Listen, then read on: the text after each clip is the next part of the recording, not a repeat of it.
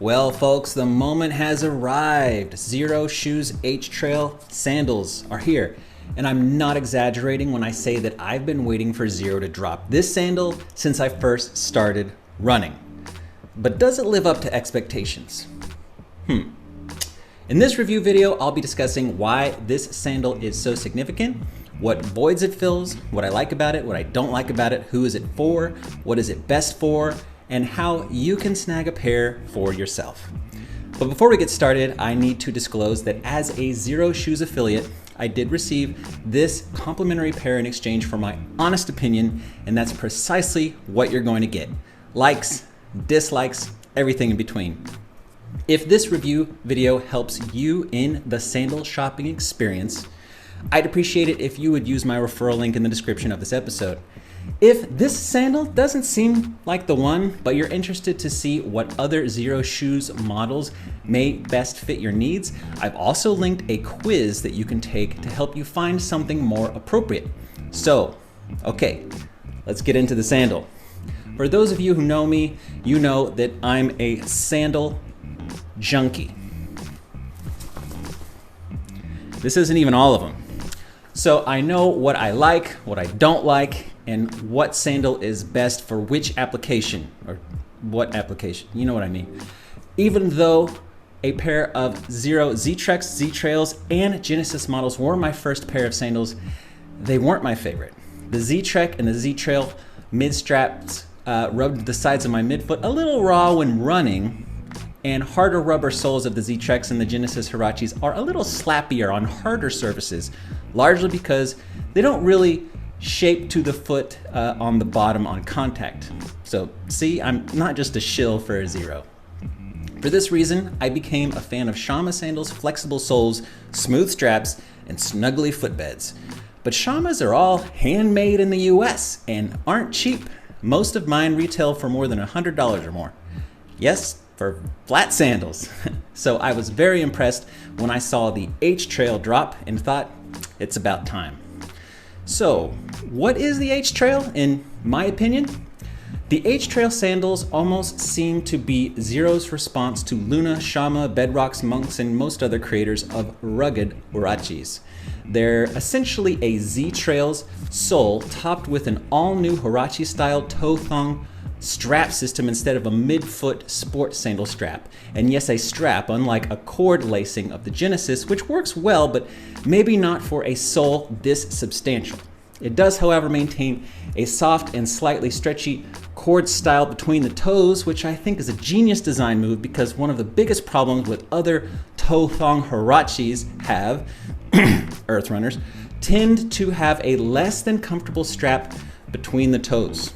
And that skin between the toes is sensitive, so you want something soft and forgiving to hold down the fort. And I think Xero understood this toe thong issue because they made sure that the rest of the straps are designed to really secure the ankle in a really smart way. What do I mean? Well, no foot is the same, no two preferences are identical, and most folks don't want to have to watch a video on how to properly adjust their sandals while they're out on a hike or a run. And this is where the H-Trail strap design is pretty idiot-proof.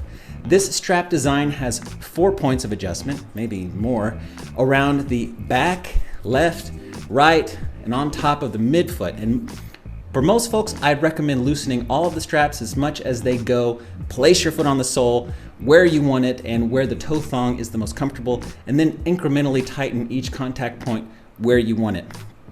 And if you discover that you need to adjust it on the fly, like I did on a trail run this morning, you can usually do so one-handed without taking the sandal off. So finishing off with the straps, they're made from a super comfortable webbing and faux suede style material that is very gentle on the skin of your feet. Also, the buckles also position in a way where none of them really make direct contact with your foot. So let's move on to the sole. If you're familiar with the Z-Trail, this is pretty much the same thing. It passes the fruit roll-up flexibility test and is completely and utterly flat, which is great. The tread lugs are about as rugged as you'd want them to be, short of becoming cleats, good Goldilocks level, And what's kind of weird is that the tread material seems to have two different substances. The heel and toe sections are this softer rubber, almost akin to super hard foam, while the center section is harder rubber. I'm not actually sure why you'd want two different kinds of rubber on the bottom. I imagine that one would wear out faster than the other, but I'm not a sandal designer. Flipping the sandal over, we come to probably one of my favorite footbeds of any sandal I've ever worn. I don't know where they found this stuff, but it feels both grippy and smooth at the same time. When I wear it, I feel like I'm walking barefoot on a riverbank or a dirt trail a day or two after a rain. Very soft on the skin, molding to the shape of your foot with pressure, and becoming slightly, almost tacky when wet for good grip.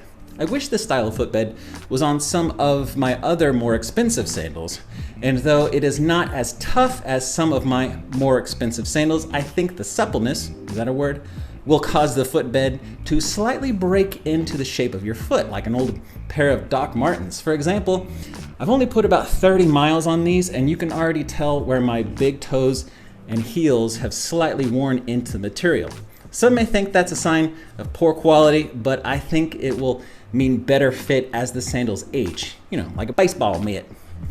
So who are these for? I would say a trail goer who doesn't want a midfoot strap, either during hiking or running. As far as trail shoes are concerned, these are some of the lightest trail-ready footwear you can find, and while you can road run in these, which is oddly where I've put the most amount of mileage on these because I'm presently running every single street in my city, I don't think they're the best for roads. They're okay, but they can get a little clompy on the streets. The soles are just rugged enough to make them louder than I'd like on streets. This is when I'd opt for thinner, softer soles and sandals with less aggressive tread. But for dirt, trails, rocks, grass, these soles are great. I also think these would make great entry-level minimalist hiking or running sandals for someone considering experimenting with a more substantial toe thong huarache. The price point on these is really unbeatable in the more rugged huarache market. At the time of writing these are about 80 bucks. And while that still sounds like a bit for a flat sole and some straps, I really wish these had been available to me years ago to help me figure out what I like and dislike in a running or hiking sandal. So who are these not for? Possibly folks who like to run roads in sandals. The sole may be a little aggressive for that, and the softer rubber being more suited to trails. It's totally doable, and they'll still be lighter than most minimalist closed-toed shoes, but they will clomp just a bit. These are the H-Trails after all. I did tell them that they should make some H-Roads at some point, but we'll have to wait and see. So what do I not like about these? Not a lot, but there are a few areas I'd change if I would. I kind of wish the sole was a little more foot-shaped and less kidney bean-shaped. This leads to a bit of excess material in front of the middle toes and a little less out to the side of the smaller toes. But as a toe thong style huarache, kind of gets away with this because there's no midfoot strap for it to cramp up on. Still, these somewhat follow that Xero aesthetic of being the least goofy looking sandals in the barefoot footwear industry, so I guess the H-Trail isn't going to avoid it. And again, I'm not thrilled about the clompiness on roads and firmer surfaces, but I really shouldn't even complain because these were designed as a wilderness enjoyment sandal, and I shouldn't complain about that. And what do I like about these most? Well, the soft footbed material, which almost feels like walking on a clay riverbank, the soft webbing straps, which feels like a really soft watch band material that can be tweaked in seconds from several different points, the use of soft cord between the toes, the straightforward nature of them, no learning curve, not really a break-in period. They're good right out of the box, though I think they'll probably come in an envelope.